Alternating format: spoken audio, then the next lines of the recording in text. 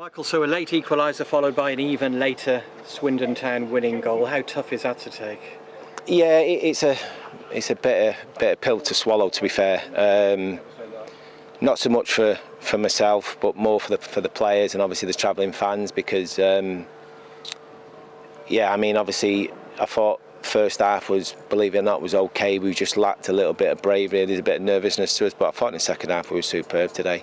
I thought we were on the front foot, we were aggressive, we had runners getting in beyond, we created opportunities, we put them on the back foot. Yeah, and like I say, to get the equaliser as late as we did and then to lose it, like I say, I'm more proper gutted for the players and obviously the fans that missed out on at least a point today. Yeah, when you got it back to 1-1, did you even fancy your chances of going on and getting a winning goal yourself? Well, I thought we were going to be the team that did, if that was the case. And I'm probably guessing that most people in the stadium thought that was going to be the case as well. But yeah,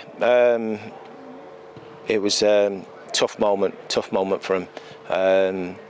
But you know what? You know, there was sort of things said in the dressing room that it got a little bit heated, but in a really good way. I learned a lot about him today. There's a lot of spirit in there, believe it or not, and I truly believe that, you know, the win that we're all desperate for is around the corner.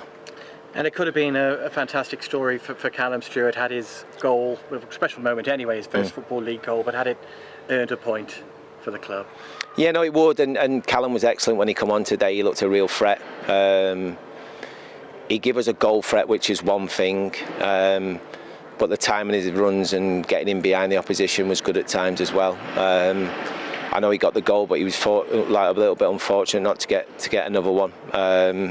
Yeah, and like I say, there was good opportunities. We looked threatening. We looked like a side who could play in the front foot, and if we're being honest, we've only probably seen glimpses of that in the game so far. But I thought we did it for a more sustained period of time today.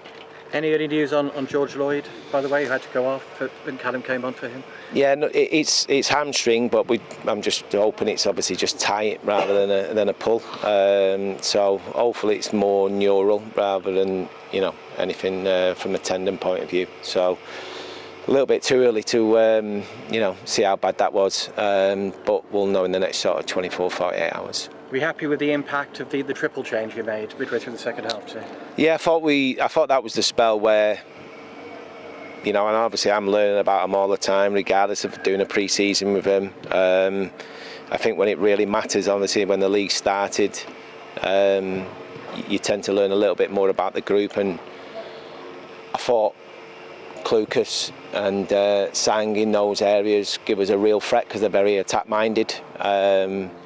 And every time they get the ball, they want to pass the ball forward and obviously want to run forward. So that was pleasing to see. I thought young Isaac brought a calmness to him. You know, the middle of the park at times this year has been an area that I think we needed to tidy up and be better.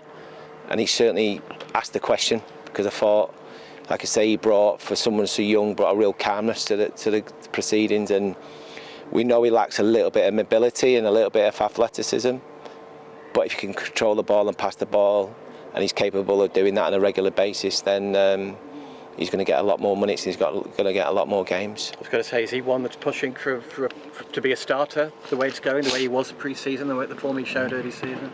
Yeah, I think so. And that was always going to be the case anyway. You know, you always want to introduce the young players when things are going a little bit better and a little bit more confidence around the group, and gradually give them their game time and introduce them, whereas obviously we've not put ourselves in that position. So it was always needs must today, I suppose, and there was an opportunity and a moment where his opportunity came and he took it.